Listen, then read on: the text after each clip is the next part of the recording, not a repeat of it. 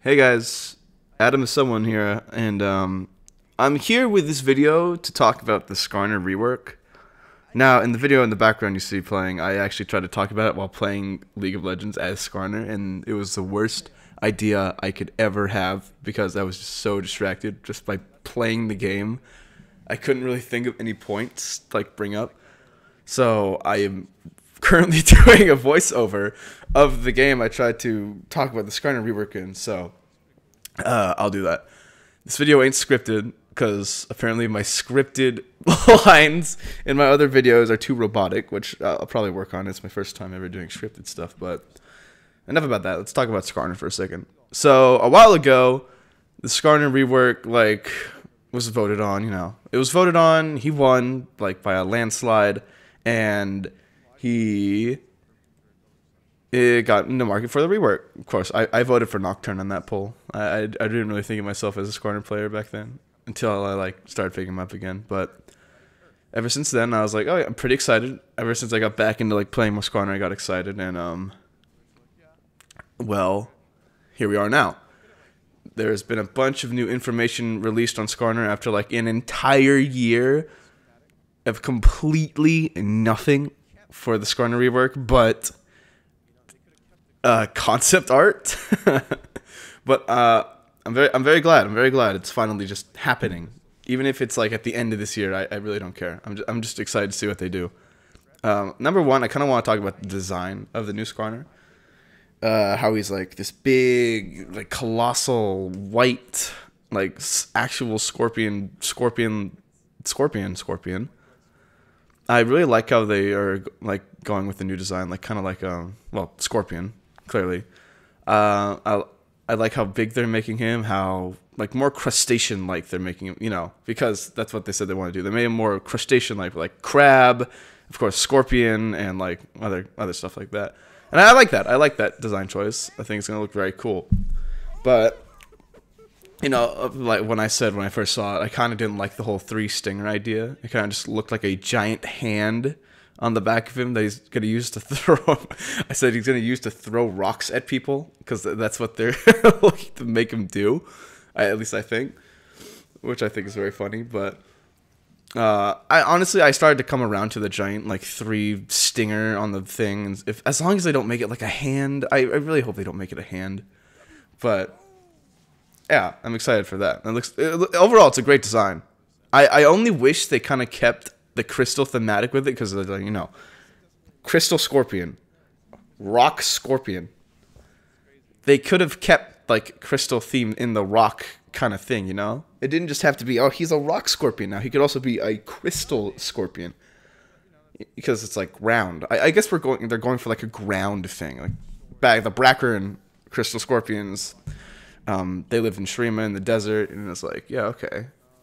I guess they didn't really have any ideas for why they were crystals, except using them as the entire foundation of the Hextech lore, because that's what the Brackens are. They're just Hextech crystals, basically. Well, they're not just. It's a hard thing to explain. I really don't want to go into it, but I really just wish they kept some of the crystal thematic in there, and with the carapace idea that they had for the rework, I honestly think that they could have kept the crystal, because they were one of the reworks they're planning to do for Skarner is carapace changes form throughout the game, which is why they were considering one of the regions for him to be the Void.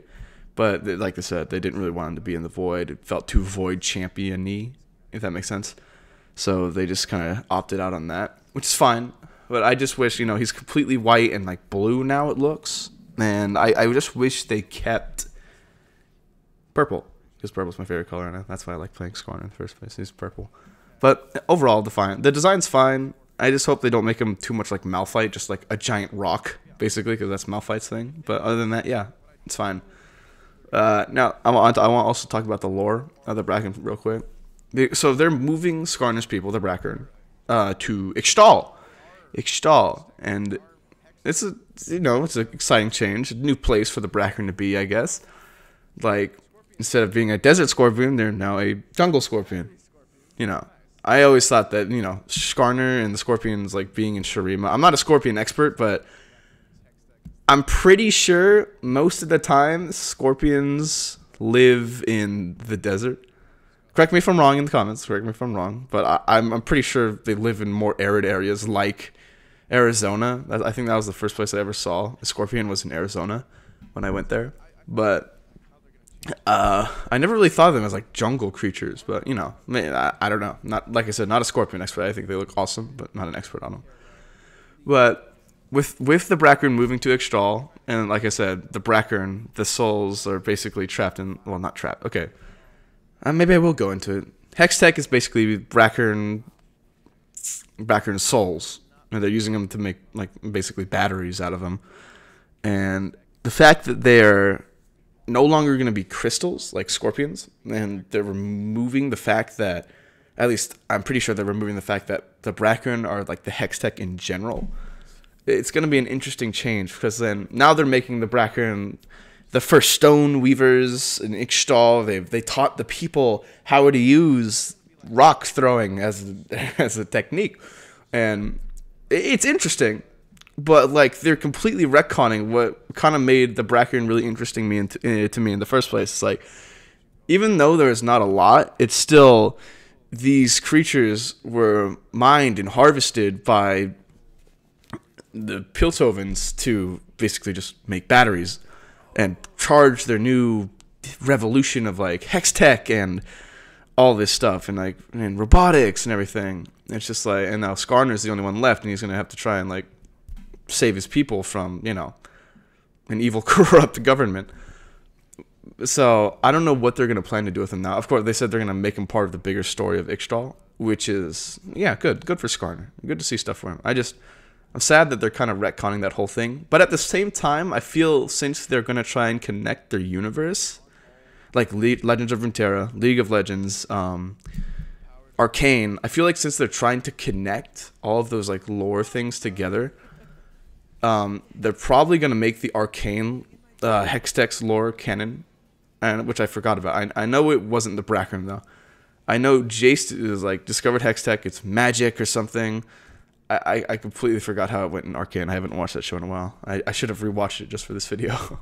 But no, I think that's what they're trying to do. Instead of just making it like, oh, these people were the reason why Hextech is, they're going to try and make it Arcane's version of Hextech to be canon, so they can rework Skarner to go to Ixtal and completely just nullify the Brackerns or Hextech part.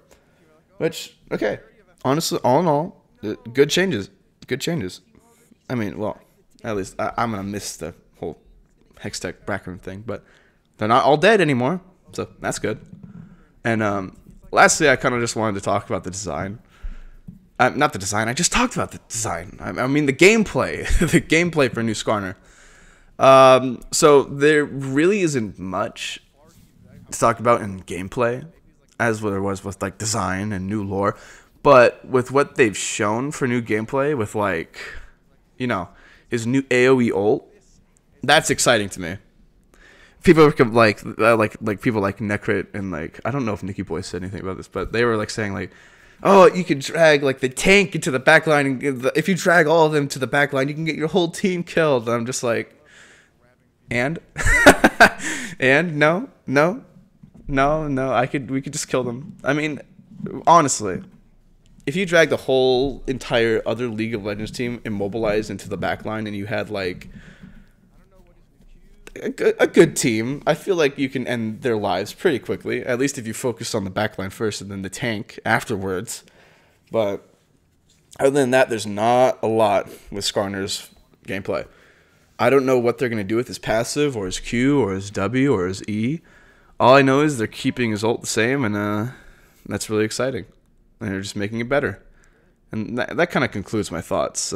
Thank you guys for coming and watching, and be tuned for the next episode of Mastering the Rift.